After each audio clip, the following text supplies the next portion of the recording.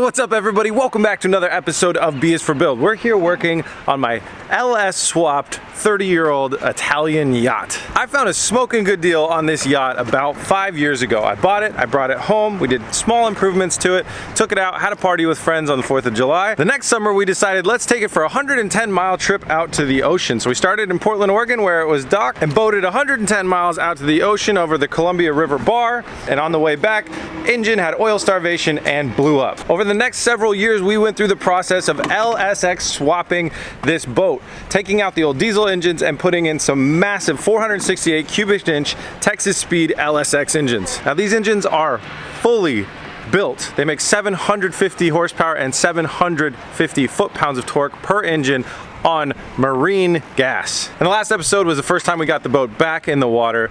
We kicked it into drive and we got it about quarter mile to the nearest marina where we are today. In today's episode, it's all about sea trials. We're gonna get these engines dialed in, we're tuning them, we're gonna be working on them, troubleshooting them, getting them to perform as optimally as we know how, and we're going out into that bay and we're gonna do everything from slow speed to medium speed to high speed. I've been waiting for this day for a very long time. Let's get started. First thing we got to do is start tuning and dialing in our idle. Idle is huge on a boat because we need to be sitting at about 800 to 900 RPM, be able to put this thing into gear and put the engines under load, not have them bog down and die, stall out, keep cruising at low RPMs, and then we need to be able to work up from there. So idle is really, really big on a boat. It's huge. It's a safety issue. It's an everything issue. It's really hard to tune on these engines because we have the dual plenum intakes. These both have 92 millimeter throttle bodies. It's a huge throttle body already, and then we've doubled it. And then you have to control them both simultaneously, exactly the same. It's really, really hard to do. And on top of that, we're not tuning specialists. Oh my God, so many flies around here.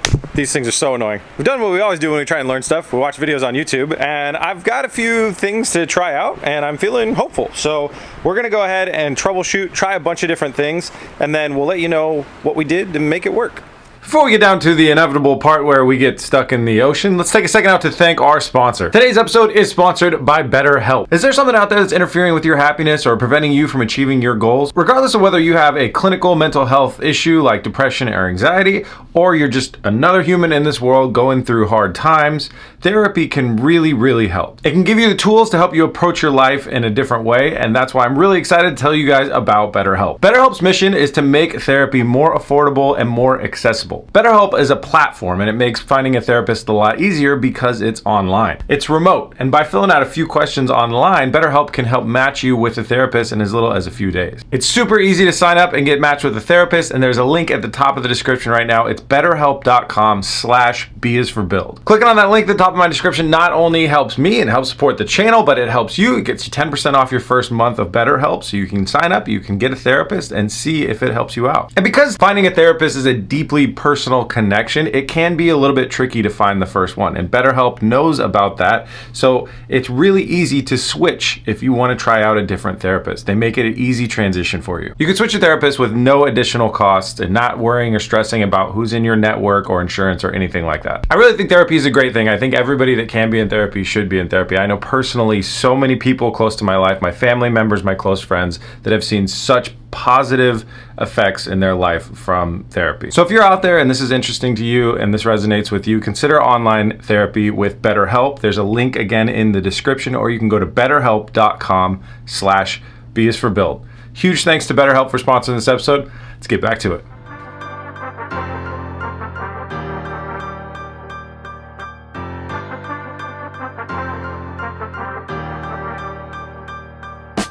First problem we diagnosed, this O2 sensor, this is the replacement one that we bought in the last episode. It worked well for a while, and now it is just bouncing between 920, 920, 920, and it's not giving us a proper reading. We tried it in both engines, and it's doing the same silly stuff in both engines, so it's not software related. I am really hoping that that engine for some reason isn't killing O2 sensors, and that it's just maybe we bought the wrong O2 sensor or something else like that. But we're gonna have to go replace it one more time, and that'll at least get us to a good starting point, because you can't tune without proper O2 sensors. And if you're wondering what the nightmare scenario is that could be killing O2 sensors, water in the exhaust. If for some reason water goes back up and down and reaches the O2 sensor, now there is water and there is condensation in car exhaust, so it's not like they don't have some resilience, but we're just trying to think of the worst case scenario. That could be, in theory, killing O2 sensors, and that would be terrible because that's a really hard problem to fix. But let's go get another one, waste another 130 bucks and see how that goes. Back from the auto parts store, and we learned something. Holley has their own specially calibrated O2 sensors. So the replacement one that we got, if it survives, may be slightly off calibration. So we're gonna have to keep everything on the safe side. Means running a little bit more rich than we would lean, because we ain't got the time to wait for Holley to mail us another one. Although we will have Holley mail us another one. Hopefully that makes sense. Anyways, we got another one. We got the replacement one. It's in there. We just heat cycled the engine, and heated it all the way up, and the sensor is reading perfectly, and the engine is up to temp. So now we are going to start setting our idle map. Super nerd stuff. We're going to be disabling idle air controllers, setting our throttle blade right to where we want it to hit our throttle, and then we're going to re-enable our idle air controllers and check their duty cycle and make sure that they're not too mad. I think this is really going to help everything overall.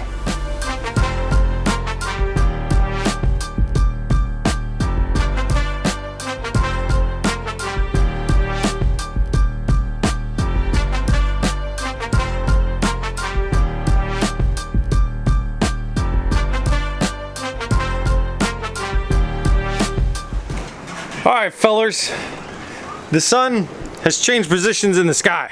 When we started filming, it was morning. It is now evening. This engine, we're dialed. This engine's been the problem child from day one. Been having really weird stuff going on with the idle air controllers and the idling and the idle air and the air and the idle. The craziest part is that we've taken the idle air controllers off of this engine and the tune, or not the tune, different variables, and switched them over to here, and this freaking thing still won't act right. So we would normally point a finger at the idle air controllers, but now we're starting to think maybe wiring? Because we did have to do a bit of a custom wiring loom to do the dual idle air controllers because it's a dual plenum intake, which I said could cause issues. These are not for beginners, by the way. Dual plenum intakes, not for beginners. So we're gonna do a little bit of wiring. We're gonna verify that the wiring from that side to that side is the same. We don't have any, maybe position sensors switched or something, so it thinks it's totally closed and it's totally open. They could be working in reverse. They might be working in reverse. We're gonna try and figure this out. We're not losing our minds quite yet. We're just rocking and rolling here on the open seas for 8 hours.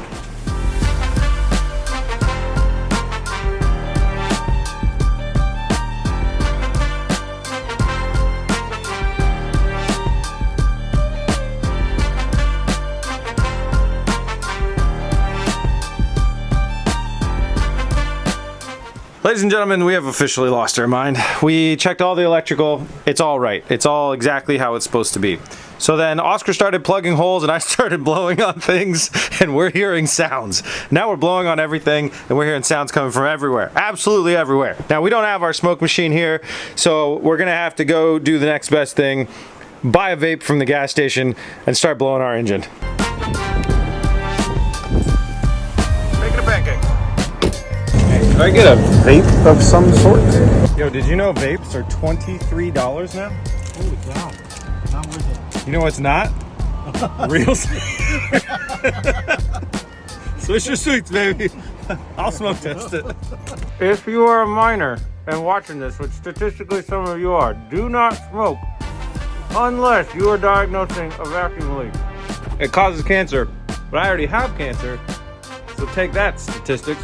Okay, Oscar plugs and I blow. Here we go. Why does it seem like it's coming right out of here? Okay, guys, I'm gonna need all my hands for this. Be right back. Ugh. Oh, I just spit into the filter. Smoking's so stupid. This is gross. I see it coming over here somewhere.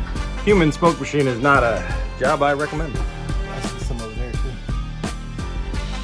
Alright, that was thoroughly gross, but it did the job, and here's what we found out. You can only run one throttle position sensor for the ECU, but just the blank spot over here was leaking quite a bit of smoke through it. That back injector right there is at too tough of an angle, leaking smoke through it. We got another injector over there, too tough of an angle, leaking smoke through it. So although we did test this for vacuum leaks, we didn't really test it to a finite degree because we didn't have a smoke machine, and That's definitely our problem for our high idle, and we have to fix it because we can't shift these transmissions at too high of an RPM. It will break them. So we gotta fix it, which means disassembling this stuff and rebuilding our fuel rail in a way that it's at less of a steep angle, because it's at a really steep angle to be able to mount with these dual plenum intakes. So we gotta do that in a different way to be able to run everything. Gonna have to get creative.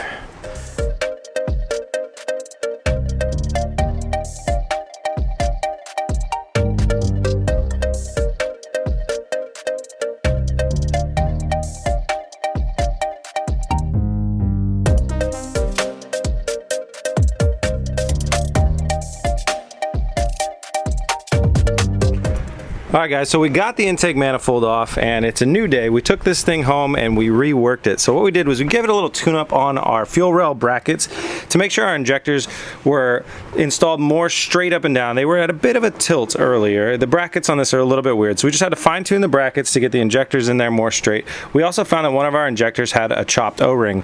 That can happen. It's pretty easy to do on installation with a really tight fitting thing like that. So we replaced all the O-rings across, and then the biggest vacuum leak that we had is going to be this guy right here. This is where your throttle position sensor goes, and it actually has an O-ring that sits in here. So even if you're not using one, because electrically our ECU can only sense from one side, you need to fill that gap. You got to fill that void. So we got one of those to install in there now, and this thing's basically been reworked and ready to go back on the engine. So Oscar's going to go ahead and get it installed on the engine. We'll get our throttle position sensor in there, and we're going to expect that this thing is going to work a lot more like it should.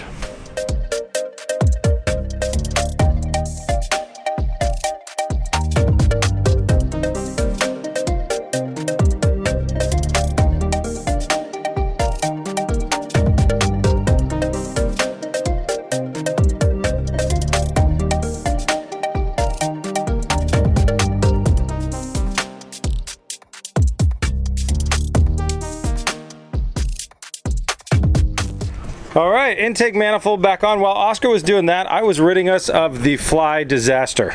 All that bright orange, bright green, I'm not colorblind, stuff is fly tape, and I got them all. I got them all. We no longer have to worry about flies. So here's what we're gonna do. We're gonna apply that tune from that engine to that tune. We're gonna fine tune it from there. We're gonna get it so it idles good and it's happy. And then we should be ready to, well, move on to the next problem.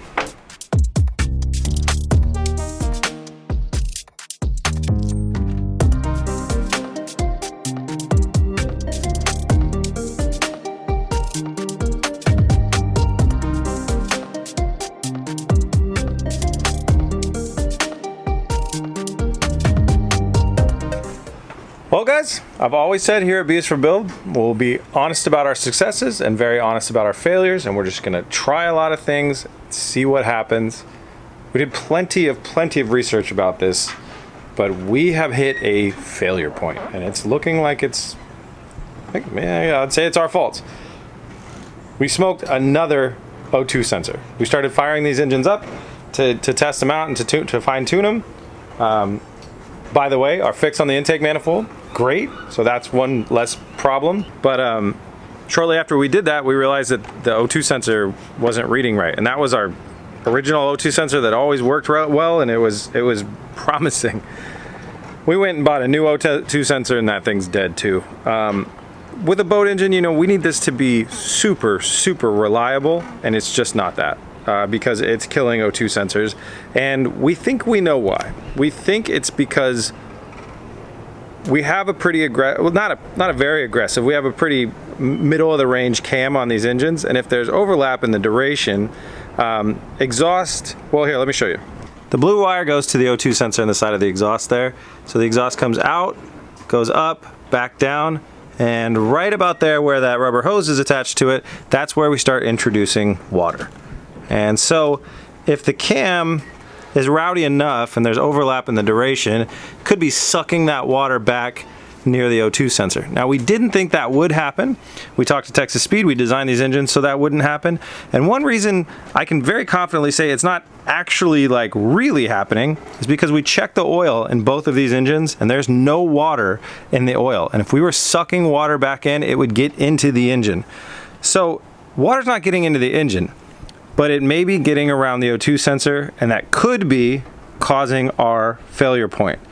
But we're not sure. All we know is these things aren't surviving, but we don't know 100% sure why they're not surviving.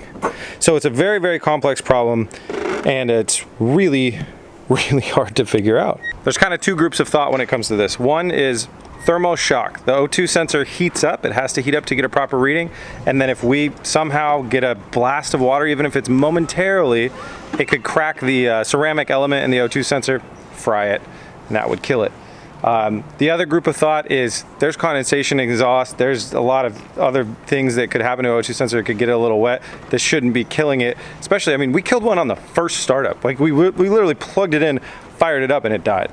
So that is just bizarre. That happened, right? Yep.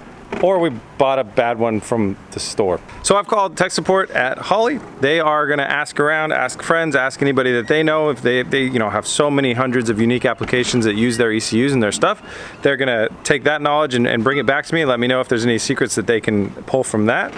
Their thoughts are that a little bit of condensation or a little bit of like kind of mist back or something, if it's not drowning it, shouldn't break it, especially not that fast. I don't even know what to think anymore. I'm calling engineering explained, but for right now, unfortunately, there's no bodie because we need to be able to monitor these things. We could damage some very, very expensive engines that some really cool sponsors have built for us. We're not gonna risk that. So let you know what we figure out, or we'll let you know what the next test is. We do have some more parts back at the shop that might help this situation. Hello everybody, welcome back to the shop. It's the next morning and we've learned a few things. We talked with some people at Holley, we did a lot of research.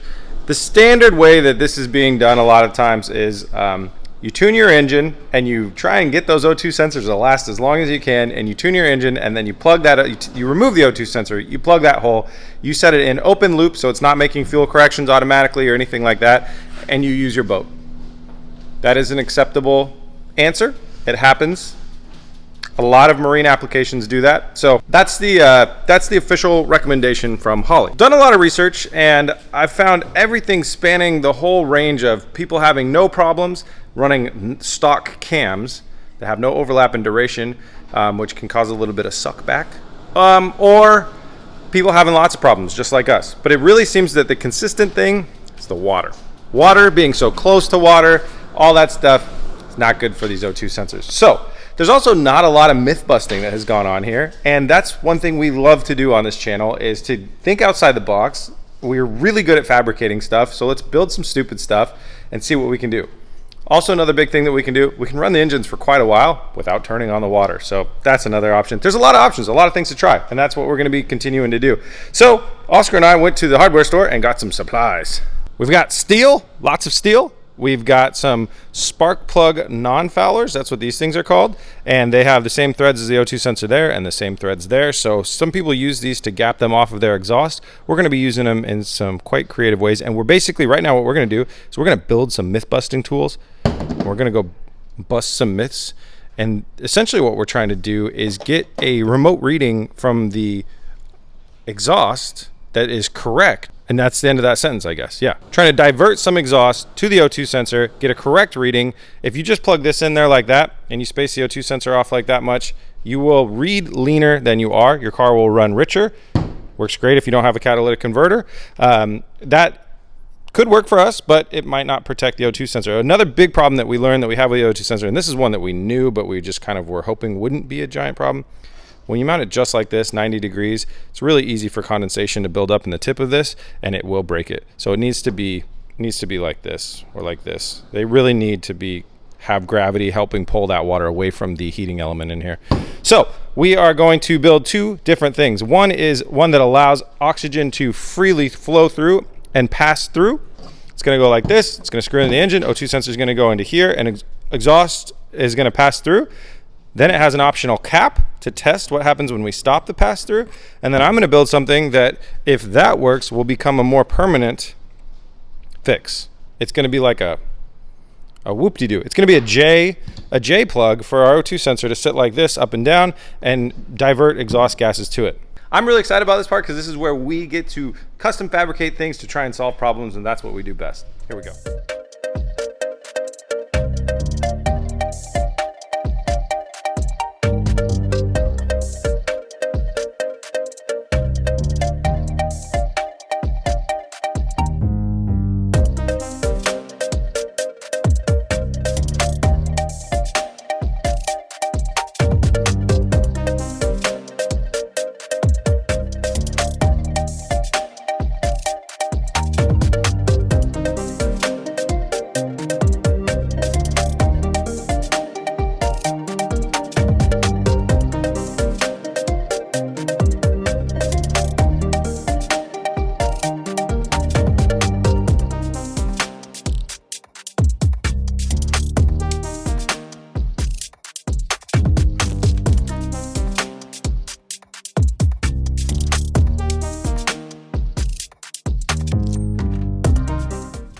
Oscar just wrapped up on the main myth-busting tool. So this screws into the O2 port, lets our O2 sensor enter from the top so it stays up and down vertically, shouldn't collect condensation in a bad way, anything like that.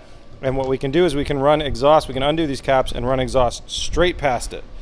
It's just an open exhaust leak, it'll be really loud, runs exhaust straight past the O2 sensor, should allow us to tune the boat very, very well.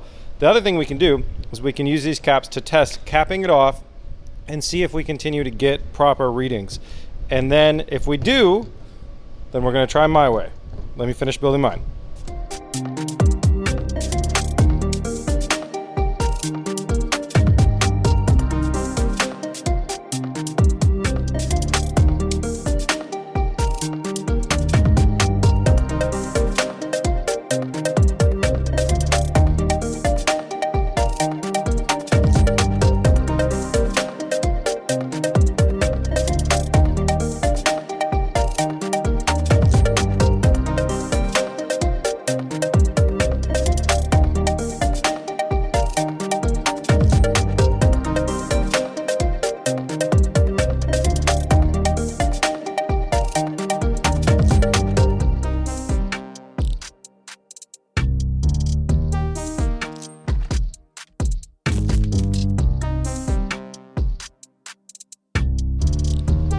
This is what we'll run if we find out that using a capped diverter is functional. This has a small intrusion point, so it's going to enter into the side of the manifold. Has a small intrusion point, so exhaust is going to be flowing like this. It's going to catch some of it, it's going to blast it up into here, and that's simply where the O2 sensor will live. And the O2 sensor will sit inside this thing, going basically straight up and down. It's a little bit more of like a, I don't know, it's kicked at like a 70-degree angle to help with condensation and issues like that. So if a capped system works and we get proper readings, we could use something like that, heat wrap it. It could work for a long time. I did try and make two, but I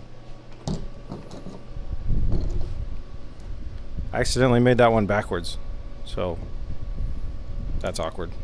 I'm sure a lot of you guys are somewhat curious, how far away is the boat? It's like a 2-hour drive. 2 hours away, 50 bucks in gas, give or take.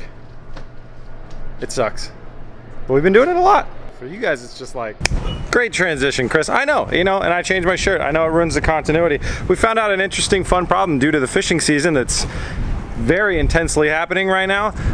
We can't stay the night in Astoria anymore, and it gets dark at about 8:30, so our work days are shorter, but we're here. Let's get back to it. Our job now is just myth busting. That's our goal. We're trying to figure out if some of these O2 redirectors that we've designed and built are going to work. To do that, we don't need to actually run the water in the exhaust. We can run these engines for a short amount of times. They have their own coolant, the antifreeze within the engine, so the engine won't overheat. As long as those rubber exhaust tubes don't melt, we're good. So we are disabling the water. We're getting any water that's in those tubes out of those tubes, and we're going to disable it. We have to start with a baseline, meaning we got to put a new O2 sensor in the engine. Again, though, we're not going to run any water through the exhaust. We're going to fire it up. We're going to make sure it lasts, and then we're going to document at different RPM ranges our air-fuel ratios. That way we can see if it's consistent when we start messing with things and changing things. All right, here we go. We're going to make her idle. That's sounding a lot better. Oh, sorry, you couldn't see. There we go. That's our RPM, floating around 900, and that's our target RPM of 900. And our air-fuel ratio is right there, bouncing all over the place. Welcome to exhaust sensor hell. This is the most bizarre, crazy thing. We took all the water out of this one too. Waterless system. This is just crazy talk. We don't know what's going on. We got another brand new sensor here. I'm scared to. I got 6 sensors for today. That's all I can go through. It's hundreds and hundreds of dollars worth of sensors.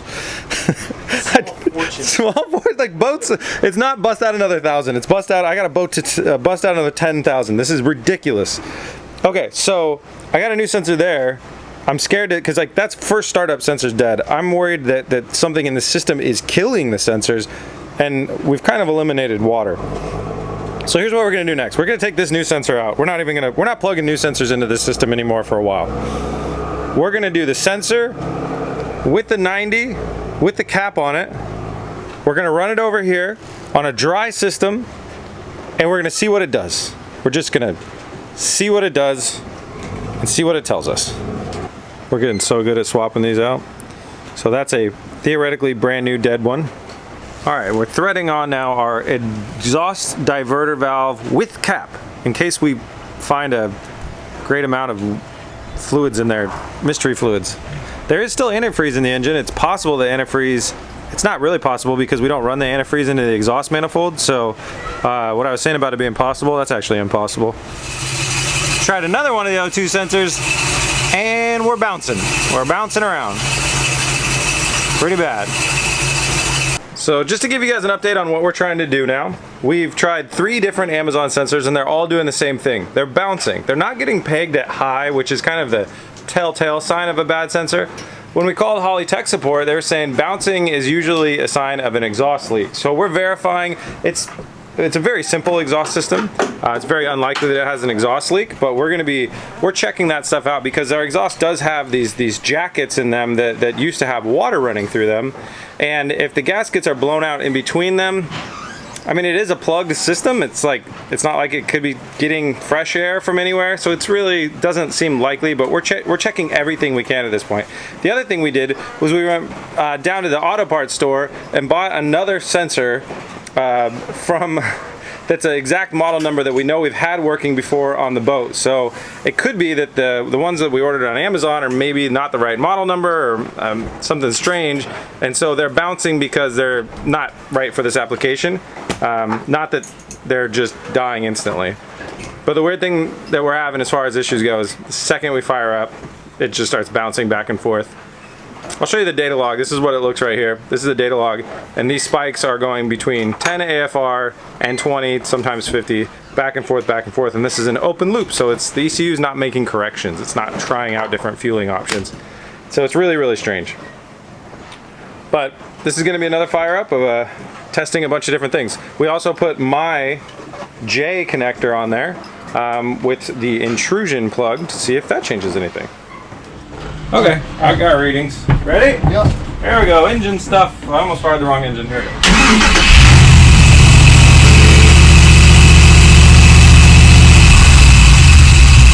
Oh my god, they're reading right. Really? They worked for a second. Got nothing coming out of here. Okay guys, so that's the next thing to test. Is there any air coming out of anywhere? If I let go of this one, see if that changes anything. Try it again. Nothing. No difference. Okay, so we know it's not that. Okay, so the sensor read correctly in the beginning for a few seconds, which is strange. Don't know why. And then it went back to bouncing. Just started bouncing around like crazy. So maybe it's the wrong sensor. Maybe it's the wrong part number. Maybe it's something bad like that. So we got another sensor that we know have worked. We're gonna try that right now and see what that does. Okay, so assuming the Amazon ones are not good, the ones we got on Amazon are not good, this guy has worked on the boat before, gave us perfect readings. That's how we got here. This is our last shot. All the stores in the state are out of these bad boys. Because of us. The bank account's running low, guys. Don't forget to buy a t-shirt once in a while. We're gonna plug this thing in and we're gonna see if it responds differently than everything else. There's no water in this system. This is just an engine that happens to be sitting in a boat. It is no different than if it was in a car in a parking lot over there. So we're gonna plug it in, we're gonna fire it up. If that doesn't work, I don't even want to think about that. It's gonna work. It's gonna work.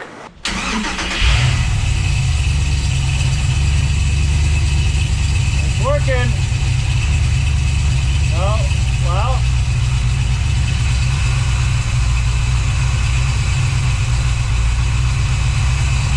Man, we're really lean. It's running! For those of you that are still keeping track, that's us getting really excited that the boat just did something that it used to do a long time ago just fine. 3 days ago, 4 days ago.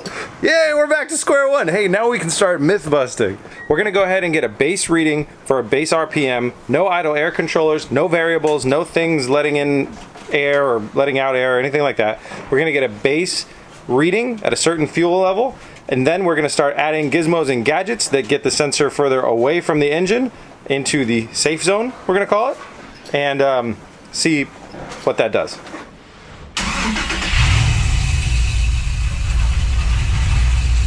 All right, good news, guys. Things are actually moving quickly now. We've got a solid data log of exactly what our 950 RPM air-fuel ratio looks like. I left it a little rich. We're gonna go ahead and start modifying things that are said to make the system think it's leaned out. We're not gonna change any of the fuel. We're just gonna see what our readings do. First thing is gonna be the Oscar tube with open exhaust leak. And then what we'll do, if it works out okay, we're gonna actually cap it while the engine's running and see the changes. So this is gonna get a lot louder.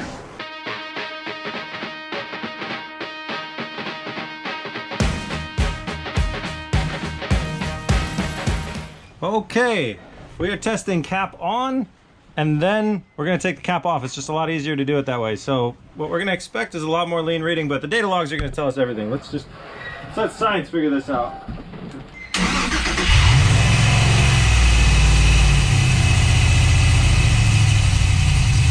Okay, whenever you're ready.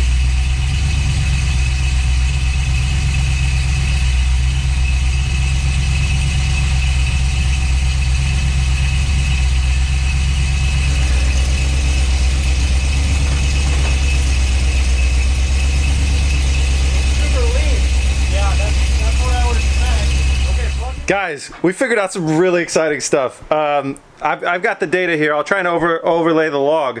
We're not, with this crazy elbow thing, let me show it to you. With this crazy elbow thing extending out of our O2 port, collecting, it doesn't even have intrusion, and it's got our O2 sensor sitting in the side, we're seeing no noticeable change in AFRs. It's still continuing to read properly the AFRs on this engine, and I can prove it by looking at it when we did it before with it off and the thing in there, and we just turned it right back on and did it the exact same way.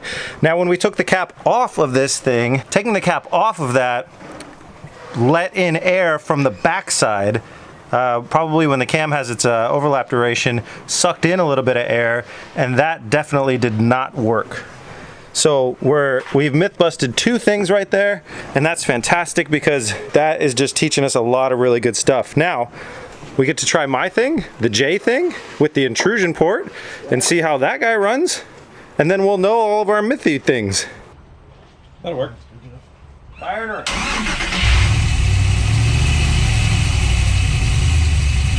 Getting lots of great data. We've got one last baseline to do. We're going to redo the original baseline that we did, get a data log on that, and then we can compare everything.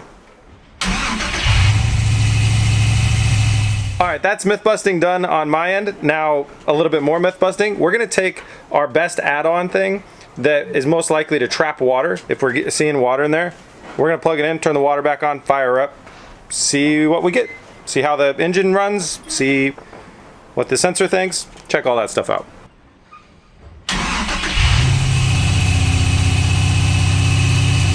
All right, myth busting completed. So this was really cool. We put Oscar's add-on back on, and the pipe with the cap, and it ran the exact same AFRs that I was seeing it run when we just did our secondary baseline. As the engine heated up, it did run a little bit richer, which was interesting that it made the change, but everything's been really, really consistent. So I feel super confident about that. Now Oscar's pulling our test tube off. Let's see if it's got any fluid in it.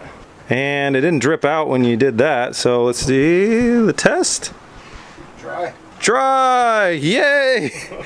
Oh, Sus. we built something that kind of works good at stuff. Oh, that's awesome. It stopped steaming too. Oh yeah, less steam because we introduced the water back into the exhaust. Hey, big success. What an absolutely bizarre week we've had out here on the boat. So in the next episode, it's time for sea trials. Finally, we're gonna get this thing out into the ocean, rip roaring, testing it, get a good base map on it, get a good base tune, and test our speeds and our different things like that. Thank you so much for watching. Please remember to subscribe so you don't miss that next episode. I'll see you very shortly. Peace! Come on.